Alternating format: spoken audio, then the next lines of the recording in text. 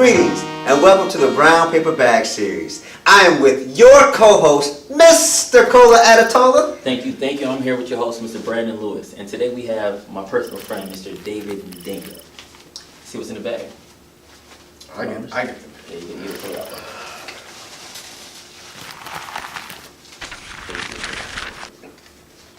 Oh, social The status. perfect word for you. Social status. Wow. Okay, so we'll let a.kola, a.kola go first? begin. Yeah. Social status. Personally, I feel like the term social status to me reminds me that we live in a society that you're portrayed by your status, whether it's middle class, upper class, or lower class.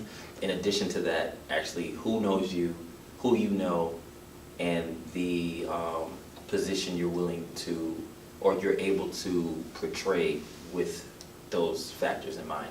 So I feel like social status is actually important if you use that as a variable to conduct your life or your lifestyle.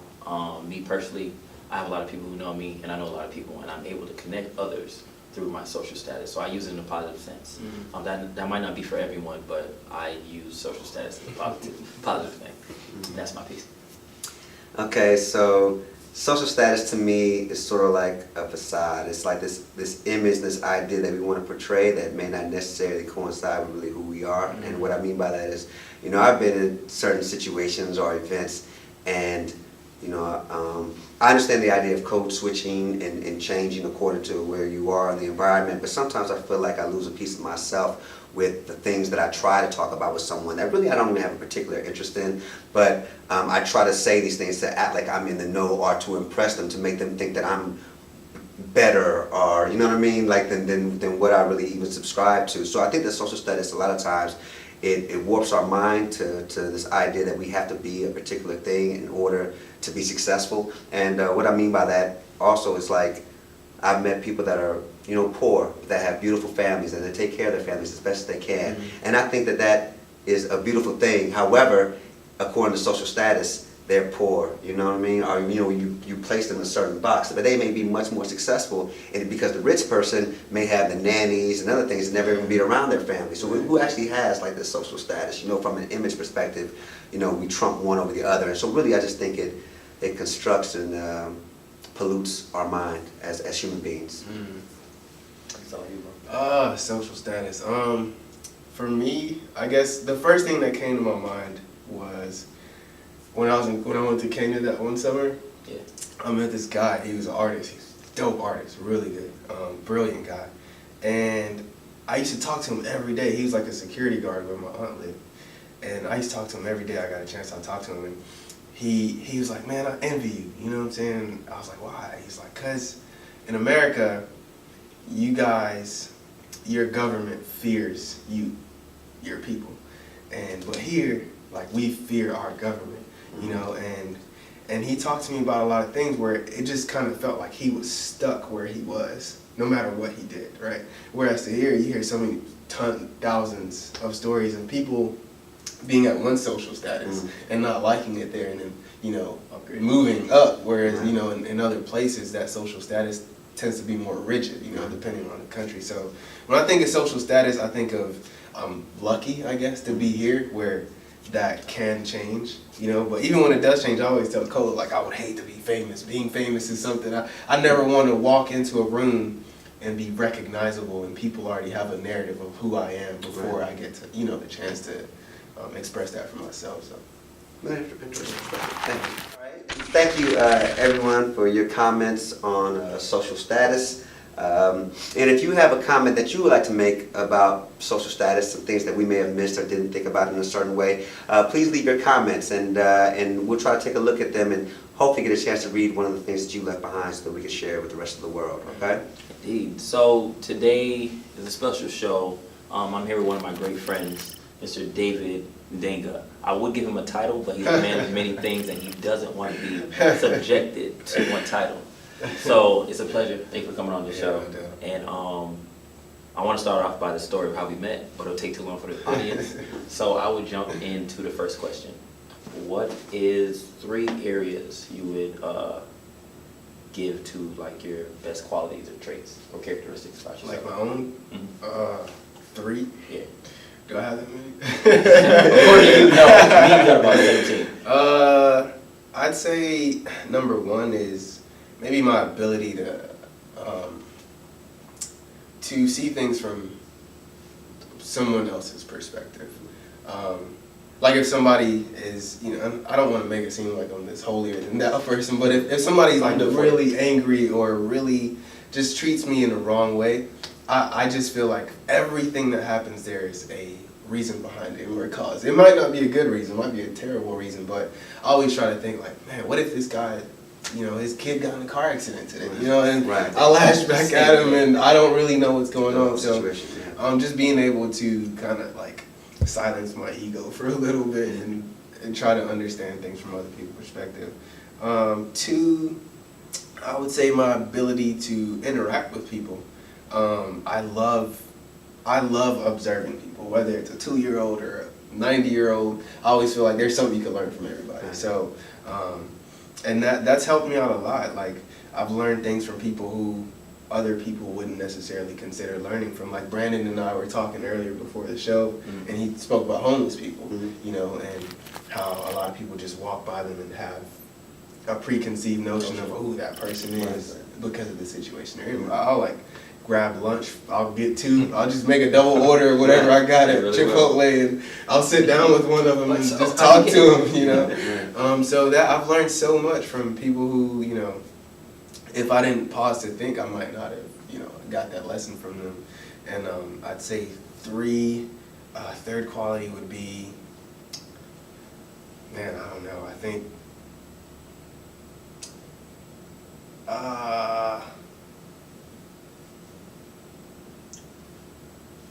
I don't know. I really don't know. If I give you one, yeah, would you tell me if you would accept it or not? Yeah. How about that? Okay. All right, your ability to navigate your environment. If that makes sense.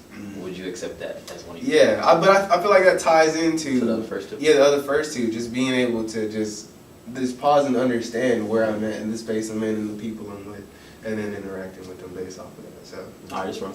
The reason why I asked that as the first question is because I knew what he would say. I almost get a guarantee that he would say those first 2 characteristics. Yeah. And that leads into my second question. Me and you definitely share those 2 qualities, you more than me. And growing up, I've always been seen as like, I'm weird because I'm able to do that. Yeah. And I'm pretty sure you went through the same thing. Yeah. So I wanted to ask you, how are you able to like block out or mute the outside comments and stuff, instead of it making a part of how you grew up or how you matured and how you went about your lifestyle? How are you able to use that in, I guess, the aspect of helping other people? Like, to this point. Yeah. It definitely, sometimes people do make you feel weird or like, oh, you overthink everything. And to be honest, I don't even think the word overthinking makes sense. I think you can think about something the wrong way, but how do you overthink something? I think you can look back and be like, yeah, I thought about this the wrong way because I thought of this, and this, when I should have considered that, and that. But that doesn't mean you overthought it, right? So, like I've gotten that from people sometimes, and I don't know. I think people are always you're gonna have people who like you, people who don't. Yeah. But I think you just have to be honest with yourself, or I try to be honest with myself. And if Brandon gives me feedback or he tells me something, I'm not automatically gonna be like, oh, he's a jerk. I'm gonna try to think about it and like, is he right? Like, if he is, why is he right? If he's not, then he's not. Then I don't have to worry about that. But you reflect on it. Right, but I do reflect on it and do consider like everything that's given to me, whether it's good or bad. Yeah. So one interesting story that I would like to share of how we met is that I've been using a quote with my classes, students for many years, and it's the conviction of ignorance is the first step to the acquisition of knowledge. For no one will possess knowledge on any subject if they're under the delusion that they already possess it. Right? And it's basically this idea to always make sure you're asking questions and probe more and don't feel silly for doing that because you're trying to gain insight. And I had said that a couple of weeks ago, and David overheard me, and he said, "That's Socrates." And I just shook his hand. And it was so I knew then that he was an amazing young lad, just for recognizing it that quick. But I wanted to ask you, okay, so your last name is Ndenga. Ndenga. And so I think that when we had some conversations in the past, you had mentioned that you were a refugee, right? And I know that that's like a political sort of conversation right now with the climate that we're dealing with, when you're dealing with people from Syria or whatnot, people from coming across from different parts of the world. And there's this idea of refugee. I'd like to hear a little bit about your experiences coming here to America, and what that was like for you. Yeah, so definitely pros and cons. Pros, I'm alive, right? So You were escaping. yeah, I was escaping. So my mom's side of the family, who I grew up with, I grew up without my father, so I grew up with my mom's side of the family. She's Rwandan, and there in the 60s, a lot of the Rwandans had to leave the country, and they all were all over the place. So a lot of them actually went to Congo because they border each other. And then flash forward, in the 90s, there was a conflict between Congo and Rwanda, and the Congolese government started persecuting all of the Rwandans that were there, which was a lot. And they had been there for 30 years. My mom grew up there. All she knew was Congo. So at that point, and in Africa, it's weird. In Africa, they can look at someone and tell where you're from. Right. You look at them and you're like, oh, they all look alike. We're all just black people. Right. But they can look at you and kill you right off bat if there's some kind of war, because they're like, oh, this person has these traits. Right. They're from that region that we don't like. So it was very dangerous. We had to flee. We went to Cameroon for 8 months to a refugee camp there. And then we came to Atlanta, to Clarkston, Georgia, one of the most diverse cities in the country. Highest refugee population, I believe. Yeah. Super diverse. So it's like being in the hood with immigrants. It's like a mixture of being in the hood with a bunch of immigrants from Bosnia, from Japan, from all over the world. Actually not Japan, Vietnam. A lot of Vietnamese people.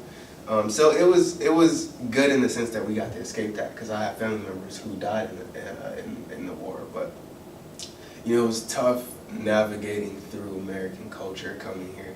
A lot of African kids will tell you that came here young.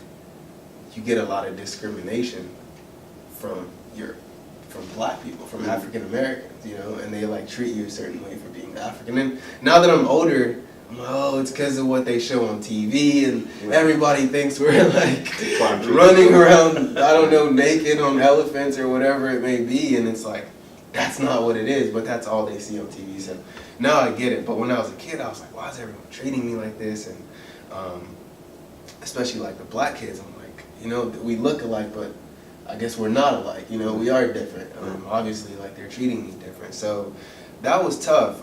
It took me a while to kind of just get used to the environment. And once I got, because I only spoke French. Oh, wow. I only spoke French when I came here, and I felt stupid because I couldn't express myself, I was as a kid, I was I know I'm smart, and I know the answer to that question, because math, for instance, is universal. But when I would try to answer it, I didn't know the words. So I had one experience at school where a teacher, they called my mom, and they were like, David's being super disruptive, and he's a horrible kid, and he just doesn't even, he leaves his book back here and goes home, and with my mom, she had to translate for me, because my mom spoke English, and she told me what they were saying, and I was like, yeah, well, she knows that I don't speak English, and she's asking me questions in English to make me look stupid in front of the whole class, and that's why I'm upset, and it was just as a kid, it was so tough, but after I got used to it, now I love American culture. I totally love being here. It's a privilege, just being in a country where, I don't know, a lot of people say the American dream is dead, but I totally disagree. I feel like if you live in America, you can be anything you want to be. There's a lot of barriers that people don't even realize are there, but you still can be anything you want to be, relatively speaking, to where I grew up. So, how did you navigate that space when you were coming here and you were sort of searching for the identity piece? and you were trying to learn the language, so it's like there's a language piece there, but then you're also trying to connect with other black individuals, and there was some differences there, cultural differences. So how did you learn to navigate that space, particularly when you hear about this divide, as you mentioned, between that would be considered if you're from Africa as opposed to if you are African American, which is really a paradox, right? It's like really, really crazy. But how did you learn to navigate that space and formulate, friendships, or how did it work? Like, as you got older, was it easier? Is it something that never really got corrected? No, I think.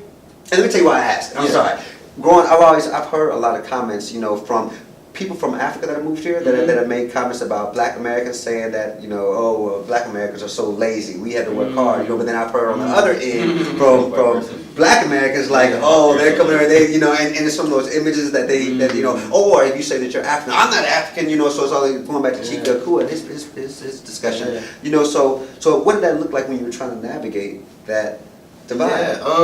Definitely, I'll be honest, when I was a kid, I remember in elementary school, I was ashamed of being African. Wow. Yeah, I was totally ashamed. Like, my mom would come to school with like African traditional clothing for the PTA meeting, like this. And I'm just like, why is she wearing this stuff? Like, now they're gonna make fun of me and call me the African booty scratcher. That was like the typical African insult, man. I don't even know what it means, but I was totally ashamed of being African. Like, I hated that label because it always came with being made fun of in class and stuff. So it wasn't until I got older, and especially when I started going back to Africa, and I started seeing like the beauty of it, and I started, meeting other Africans, and I was like, what? Like this is an amazing culture. Now I'm like wearing it on my sleeve, Right. But yeah, I mean, just growing up, it was definitely tough, and it wasn't easy. It wasn't hard for me to make friends after like I learned how to speak English, and that took about a year. Once I learned how to speak English, making friends was easy. But as far as like identity, that was tough because I felt like I can't openly be this thing that I am because it's seen as less than or primal or something, just something negative. And it wasn't until I got older and that came with age, like being proud of being African came with age. Right. So media works and and it's the other way around too, because when you go to Africa, you'll meet a lot of people because on their TV screen, what they see is of America is Hollywood. So the same way that people here think that all of Africa is like poor, people there, a lot of people there think that all of America is like Brad Pitt and Angelina Jolie. Like, he's really not lying. Like, your African family members, tell me if I'm wrong, would actually contact you if you speak to them like once a year. They'd be like, so can you send me some money? Like, asking for money because they assume from what they see on TV, it's a lot easier here than what they're doing back there. Right. So they think you're lying when you're like, I don't have anything. I'm living paycheck to paycheck. Now you see you on TV. Right. Yeah. So, that was a great piece. Actually, I want to further that more, but I still have to ask more questions. So we had many conversations in college, as you know, and we generally speak in a position to help other students. And one thing that you brought up was what you're trying to do now, which is trying to help students and help kids or younger adults understand careers they can actually pursue and follow once you graduate or once you're approaching graduation. And you have like a deep background as to why you want to do that. Can you speak a little bit on why and what it is? Yeah, so, so I got to grow up in kind of like that war zone, environment. Like, I had soldiers like raid my house and like take my mom and my aunt, like, with AK-47s and leave with them. And I'm 6, 7 years old, like completely terrified. Like, am I ever gonna see my mom again? So lived through that, and then came to Clarkson, and then lived through that. But I personally feel like the environment that, like, growing up in the hood here is more destructive than my experience in the war zone. Really? Honestly, because those wars are temporary, and if you get out, if you just leave, you're good, right? Like, some people die, a lot of people die, depending on the war, how many people die varies, but a lot of people, it's like, it's temporary. Like, I got out, now I'm okay. But when I came here, I kind of started seeing this strange thing that I still don't really understand.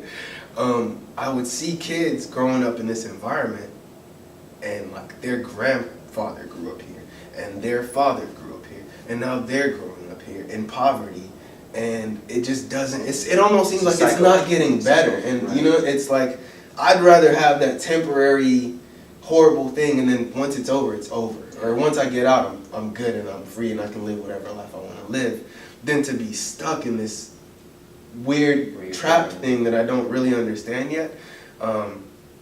You know, and so that's why I say I feel like that is worse. It's a worse environment to be in. And just looking back on it, because after, I think once I hit like 8th grade, 9th grade, my mom like was like, we have to leave this neighborhood or you're gonna end up jail or in debt. Because a lot of my friends that I grew up with, yeah, a lot of my friends that I had the worst friends, not the worst friends, but you know, like adults would tell me like, you need to, you know, be around better company. And I'm like, look around. Let them know. Let them know this before we met. Yeah, before me and Cola. Yeah. But when I was younger, I had friends that, you know, they would keep their guns in my locker, you know, or you know, sell drugs in school, or that was my circle of friends, like the ones that were going to juvenile detention centers, and I don't know how I never ended up in one, like, because all my friends did. So, you know, my mom was just like, we gotta leave or else you're gonna end up jail or in debt, and that's not why we came to this country. Yeah. So, but once we moved to like the suburbs, Grayson. I got exposed to things that I would have never, I mean, just the things that the kids around me talked about. They're like, oh, I had to get my GPA up to a 3.8 to get accepted into, you know, X, Y, or Z school. Right. Change their social status. Right. Right. And I'm like, what is this guy talking about? You know, I've never heard this before. So I never even thought about college, you know. So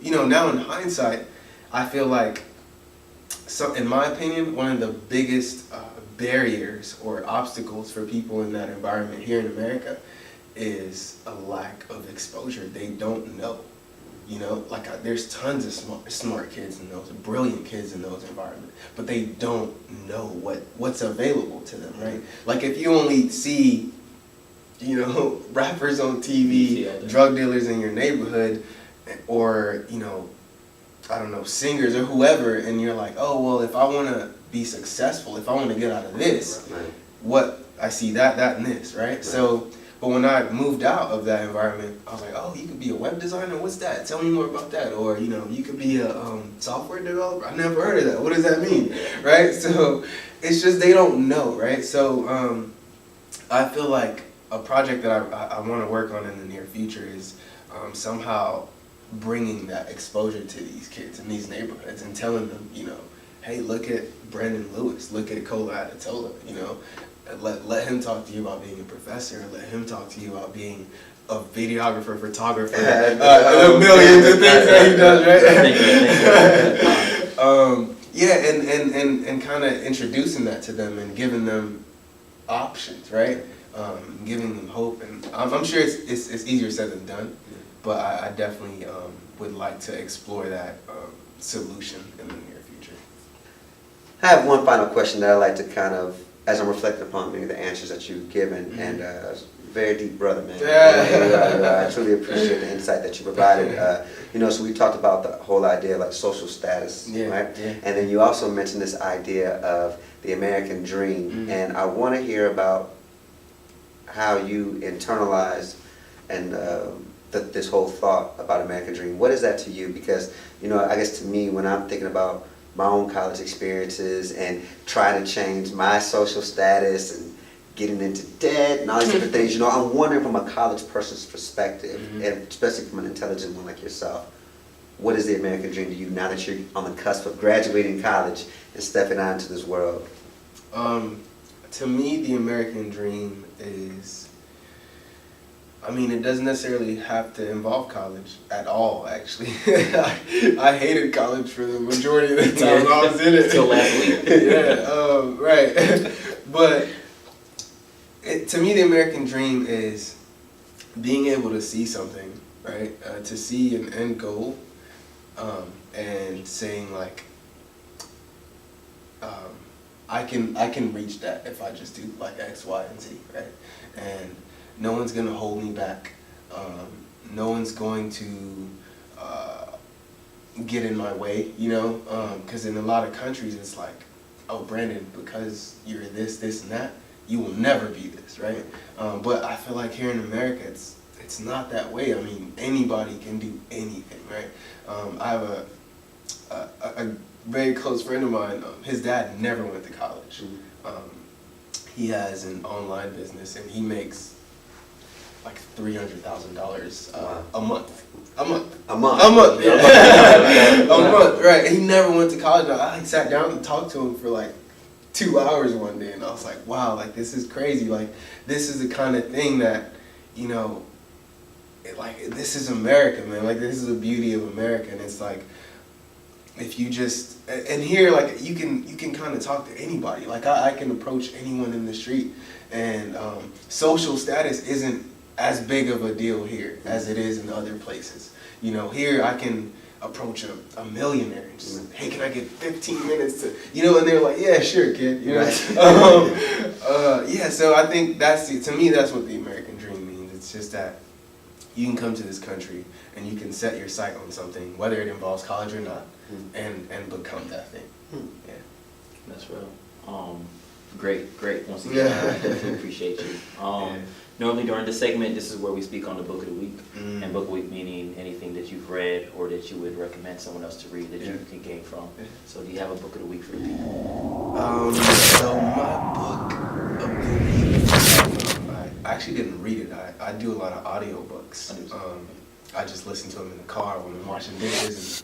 And, it's called 0 to 1, and it's by a guy named Peter Thiel. I don't know if you guys heard of him. Oh, yeah, he's on my #1 book. Oh, yeah? Yeah, so he's one of the founders of Facebook. Not Facebook. I'm sorry, not Facebook. PayPal. Oh, okay. PayPal. Yeah. He created it with, you know, Elon Musk from Tesla. They actually call it the PayPal Mafia. Everybody that like was in that founder group for PayPal is like went on to do Great things. huge things. Peter Thiel, Elon Musk. I don't remember the other guy's name. I think he was one of the founders of YouTube. He wrote YouTube. Yeah, so they all. But he wrote a book. How many of them was part of the mafia? I want to say around 5 to 7. I can't remember exactly. I'm gonna look into that. Yeah, look it up. don't take my word. I got you. But yeah, so he wrote a book called 0 to 1, and if you're like into entrepreneurship and you're a creative thinker and you want to make something new to give to the world, I'd highly recommend that book. Yeah, thank you so much, and we truly appreciate you joining us on it's been a PaperBag. You did It's been a tremendous pleasure. More job. conversations with you. Oh yeah, Appreciate it. thank you guys. And thank you for tuning in for another week. Come back PaperBag. next week.